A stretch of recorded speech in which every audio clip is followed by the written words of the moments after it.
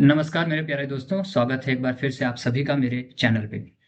मैंने जैसा कि मैंने आप सभी से वादा किया था कि मैं एक स्पेशल सीरीज़ स्टार्ट करने वाला हूँ, इंटरव्यू दैट मैटर्स। और इंटरव्यू दैट मैटर्स का ये पहला एपिसोड है, जिसमें मेरे साथ खास मेहमान हैं त्रिभुवन सर। आपके बारे में मैं बता दूँ, त्रिभुवन सर बिहार के रहने वाले हैं और सर ऑलरेडी टीचिंग मतलब असिस्टेंट प्रोफ़ेसर हैं, वहाँ पे बिहार में दरभंगा डिस्ट्रिक्ट में। और 13 प्लस ईयर्स का एक्सपीरियंस है सर को टीचिंग के सेक्टर में। साथ ही साथ sir is deputed at MNIT under the FDP, that is faculty development programme. आज सर आपका इस प्रोग्राम में बहुत बहुत स्वागत है सर। धन्यवाद। और कीमती समय निकालने के लिए हमारे दर्शकों के लिए और मेरे लिए इसके लिए सर हम आपके शुक्रगुजार हैं। Thank you. तो आइए दोस्तों, सर से कुछ सवाल करेंगे, कुछ डिस्कशन करेंगे बेसिकली, और पीएचडी के बारे में थोड़ा समझने की कोशिश करेंगे। हालांकि पीएचडी मैं खुद भी कर रहा हूं, लेकिन मैंने आपसे बोला था कि मैं अपने सीनियर्स को, अपने गुरुजन को यहाँ लाऊंगा और उनसे बातें करूंगा, डिस्कशन करेंगे और पीएचडी को डिकोड करने की कोशिश करेंगे। ठीक है? तो sir, yes please.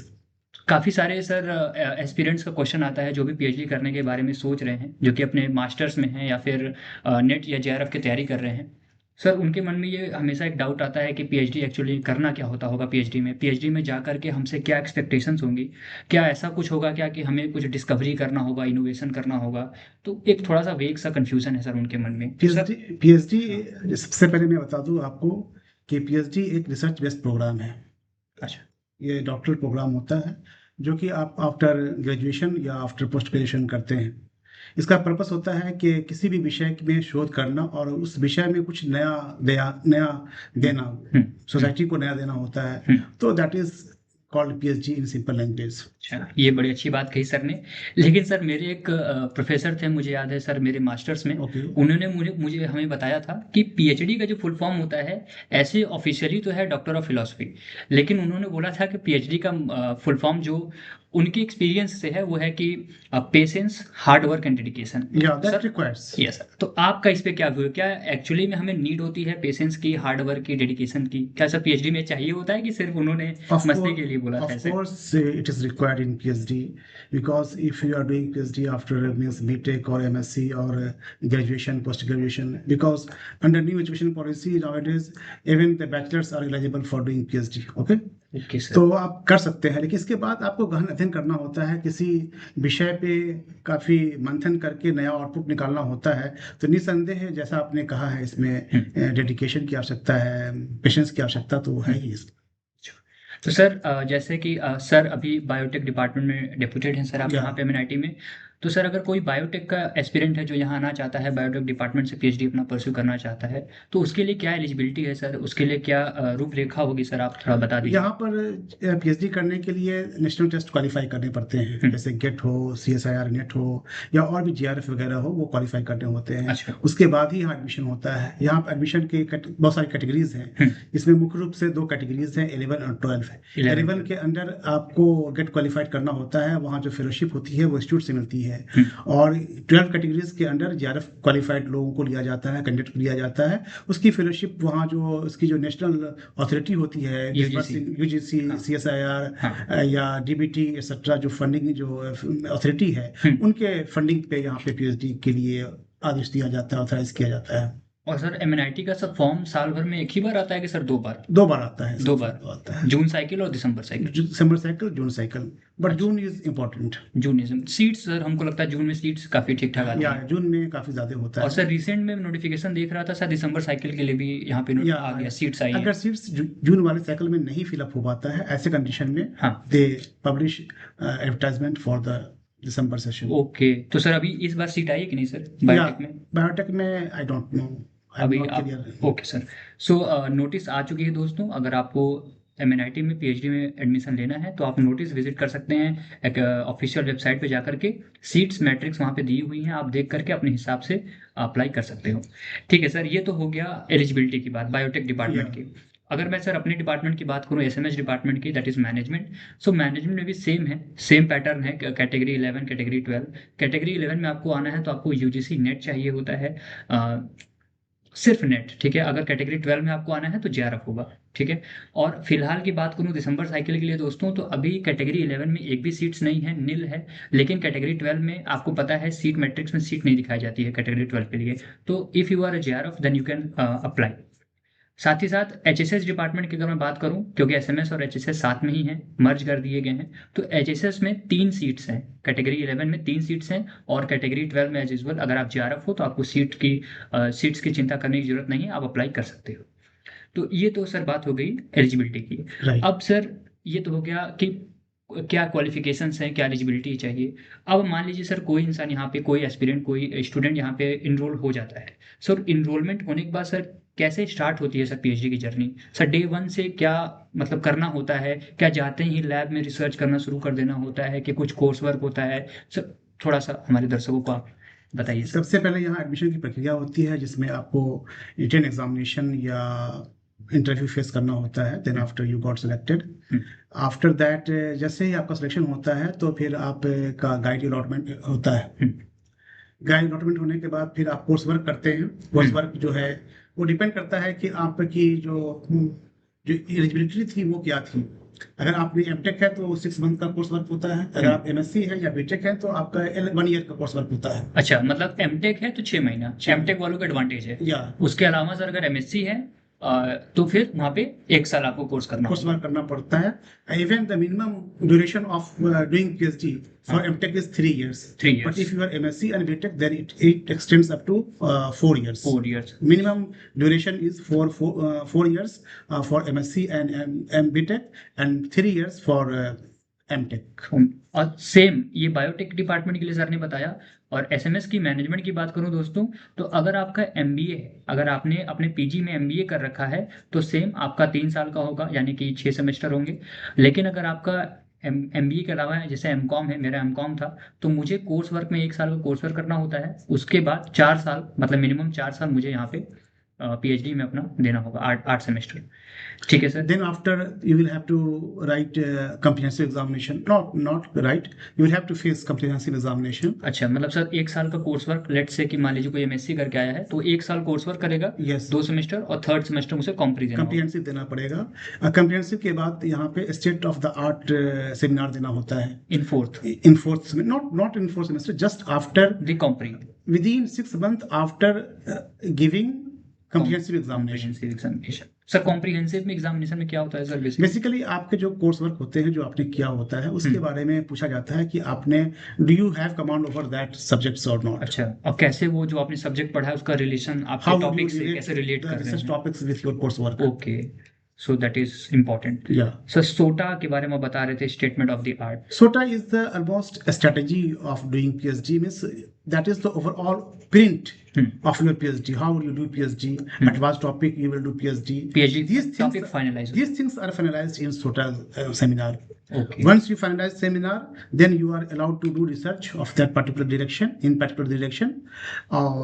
after that you will have to face your student research committee after every 6 months and till the open seminar. Open seminar, और ओपन के बाद सर आपका Once you finalize the research work, then you will have to face open seminar. In that seminar, it is decided whether you are eligible to submit thesis or not.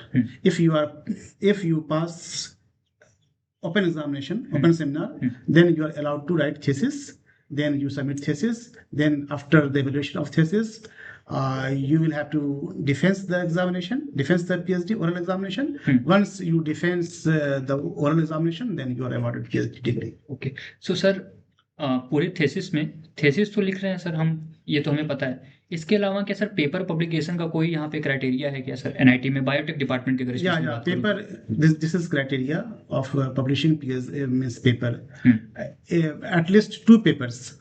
अच्छा, And at least 2 papers you will have to publish in SCI journal. SCI journal. Yeah, Okay. reputed journal. However, it has been changed in the new ordinance. Now you are required to publish only 1 paper in SCI journal.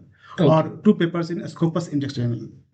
तो sir अगर paper नहीं publish होता है तो PhD नहीं Yeah, मिलेगी? no, you are not allowed to for तो that. ये एक इम्पॉर्टेंट पॉइंट यहाँ पर है दोस्तों। अगर आप एमएनआईटी से पीएचडी करने के बारे में सोच भी रहे हैं तो माइंड मेकअप करके आइएगा कि यहाँ पे आप ऐसे ही थीसिस जमा करके नहीं जा सकते, पेपर पब्लिकेशन यहाँ पे मस्ट है, मैंडेटरी है। After paper publication only you will be allowed to face defense examination. उसके पहले नहीं मिलेगा आपको, ठीक है।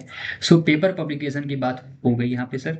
तो पेपर पब्लिकेशन अगर आप करा लेते हो, उसके बाद आप अलाउड हो अपना ओपन देने के लिए, ओपन दे करके आप यहाँ से अपनी पीएचडी डिग्री लेकर के जा सकते हो। तो sir on a scale of 1 to 10 अगर मैं बात करूँ आपसे कि पीएचडी एमएनआईटी से करना कितना टफ है, इजी है, on a scale of 1 to 10 आप सर कहाँ रखना चाहोगे? 10 sorry 8. 8, ठीक है। मतलब मैं भी आपको अपने डिपार्टमेंट एसएमएस डिपार्टमेंट के लिए भी सेम बोलूंगा। So on a scale of 1 to 10 I think 7 पे मैं रखना सही समझूंगा। If 10 is IIT then it is 8. 8, ठीक है। कंपैरेटिवली अगर आईआईटी 10 है तो ये यहाँ पे 8 है, ठीक है। तो इट इज़ नॉट इजी। अगर सर सेंट्रल यूनिवर्सिटी से कंपेयर किया जाए तो क्या टफ है सर यहाँ पे? सेंट्रल यूनिवर्सिटी में सर कंपैरेटिवली मुझे लगता है कि जहाँ तक Central universities here is already well defined program of PhD. वहाँ पे पेपर का सर ऐसा कुछ क्राइटेरिया नहीं है, मुझे लगता है कि Actually, मस्ट no. है, मैंडेटरी है, पेपर लाना है। Now I think as far as I know, paper publication is almost required everywhere. अच्छा, ठीक है। तो आप जहाँ भी अप्लाई कर रहे हो आप देख लीजिए वहाँ के लिए, वहाँ की पीएचडी क्या बोलते हैं सर उसे, पीएचडी का सर डॉक्यूमेंट होता है जो Required document. हाँ नहीं वो Thesis. नहीं सर, वो पीएचडी के बारे में पूरा डिटेल जो होता है मुझे याद नहीं आता। Ordinance. Ordinance, yes. Yeah. So PhD ordinance आप एक बार गो थ्रू हो लीजिएगा जिस भी इंस्टीट्यूट में आप अप्लाई कर रहे हो। सो आपको पता चल जाएगा कि बेसिकली आपसे एक्सपेक्टेशंस क्या है। तो ठीक है सर, ये हो गया हमारा कि ड्यूरिंग पीएचडी आपसे क्या एक्सपेक्टेशंस है, आप क्या करोगे after completing your PhD. For example अगर आप मैनेजमेंट डिपार्टमेंट से अपनी पीएचडी कंप्लीट करते हो तो आप क्या एक्सपेक्टेशन रख सकते हो मार्केट से। सो दोस्तों मैं आपको एक बात बता दूं कि आफ्टर पीएचडी सब कुछ डिपेंड करता है आपके पेपर पब्लिकेशन पे। अगर आपका अच्छे कैटेगरी में पेपर पब्लिश है, जैसे मेरे यहाँ मैनेजमेंट डिपार्टमेंट में एबीडीसी रैंक जर्नल्स है, A star A B C, अगर उनमें आपका पेपर पब्लिश है टॉप कैटेगरी जर्नल्स में, so there are high chances कि आप एक अच्छे जॉब को क्रैक कर पाओगे। आईआईटीज़ और आईएम्स में मैनेजमेंट डिपार्टमेंट में आपको इजीली जॉब मिल जाएगा। और अगर नहीं भी होता है तो एटलीस्ट आप प्राइवेट में एक अच्छे पैकेज पे जा सकते हो, ठीक है। लेकिन लॉन्ग टर्म में आप बहुत ही अच्छे जगह पे आप प्लेसमेंट आपको मिलेगा, ये मैं दावे के साथ कह सकता हूँ। लेकिन अगर पेपर कैटेगरी सिर्फ थोड़ा लो कैटेगरी है, यानी कि स्कोपस इंडेक्स जो कि मिनिमम क्राइटेरिया है, अगर सिर्फ स्कोपस इंडेक्स है और वो कैटेगरी का टॉप जर्नल्स का नहीं है, पब्लिकेशन नहीं है, तो वहाँ पे थोड़ी सी प्रॉब्लम आपको फेस करनी पड़ सकती है, थोड़ी नेटवर्किंग की ज़रूरत पड़ सकती है आपको, रेफरेंसेस की। और at the end of the day आपको जॉब मिल जाएगा, जस्ट बी श्योर, क्योंकि एनआईटी है दोस्तों, ये कोई एरा गैरा इंस्टीट्यूट नहीं है, ठीक है सर। तो साथ ही साथ अगर मैं बायोटेक डिपार्टमेंट की बात करूं सर कि पीएचडी के बाद क्या एक्सपेक्टेशंस रखें मार्केट में? पीएचडी जनरली जो बच्चे करते हैं पीएचडी, उनके पास दो एम्बिशन होता है। एक तो होता है आपको कहीं असिस्टेंट प्रोफेसर का जॉब करना, दूसरा होता है कंपनी में सर्व करना एज रिसर्चर। तो कंपनी में भी ज़्यादा स्कोप है। अगर चूंकि बायोटेक कंपनीज लगभग 3000 के आसपास कंपनी है हमारे इंडिया में, तो ऐसे कंडीशन में वहाँ पे रिसर्चर की आवश्यकता है। तो they require researchers and for that they require PhD only. So if you do PhD in biotechnology, then you have good option in Biopharmaceutical Limited and other agri-based industries also. Okay sir, तो I hope दोस्तों आपको एक पूरा road map blueprint समझ में आया होगा कि पीएचडी से पहले क्या ज़रूरतें हैं, क्या रिक्वायरमेंट्स हैं, क्या एलिजिबिलिटी है, ड्यूरिंग पीएचडी क्या करना होगा और आफ्टर पीएचडी आप क्या एक्सपेक्टेशंस रख सकते हैं। एक इंपॉर्टेंट यहाँ पे डाउट हो रहा होगा आपको, या मे बी आपके दिमाग में आए ये क्वेश्चन, सर स्टाइपेंड के बारे में लोगों को बहुत कन्फ्यूजन रहता है। सर स्टाइपेंड का वो अमाउंट अगर हम डिस्क्लोज कर पाएँ यहाँ पे तो सर ज़्यादा सही रहेगा। सो कैटेगरी 12 दोस्तों जेआरएफ का तो आप गूगल कर सकते हो, आपको पता चल जाएगा, that is 37,000 per month plus HRA अगर आप बाहर रहते हो। कैटेगरी 11 की बात करें तो सर बताएंगे आपको कैटेगरी 11 का सर क्या स्टाइपेंड? कैटेगरी 11 भी सेम है। ठीक है दोस्तों, तो ये इंपॉर्टेंट है। अगर आप एमएनआईटी में आ रहे हो, इवन आईआईटीज़ में जा रहे हो, एनआईटीज़ में आ रहे हो, तो कैटेगरी 11 जो होता है इंस्टीट्यूट स्टाइपेंडरी जो होता है वो यूजीसी के पैरामीटर पे ही मिलता है आपको, दैट इज 37,000 प्लस जो एचआरए का वहाँ पे रेट चल रहा है, ठीक है। सो आई होप ये पॉइंट आपके लिए इम्पॉर्टेंट रहा होगा।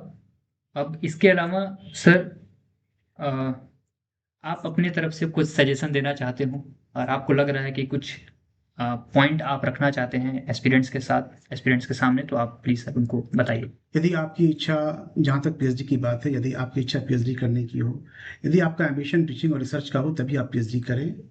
अदरवाइज पीएचडी ना करें। पीएचडी थोड़ा पेशेंस मांगता है, इसमें टाइम मांगता है, हार्डवर्क मांगता है।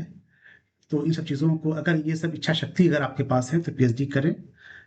बाकी ठीक है दोस्तों, सो आई होप आपको थोड़ा सा जो भी समझ में आया होगा इस वीडियो से, आप उसका फिर से लुत्फ़ उठाइएगा, शेयर करिएगा ज़्यादा से ज़्यादा एस्पिरेंट्स के साथ, जो भी आपको लगता है आपके दोस्त, सगे संबंधी हैं जो पीएचडी करने के बारे में सोच रहे हैं। बाकी का फिर मिलूंगा मैं आपसे अगले वीडियो में कभी किसी और गेस्ट के साथ। सर आपका बहुत बहुत धन्यवाद सर हमारे साथ जुड़ने के लिए। फिर मिलते हैं आपसे कभी किसी और वीडियो में। Thank you so much. जय हिंद, जय भारत।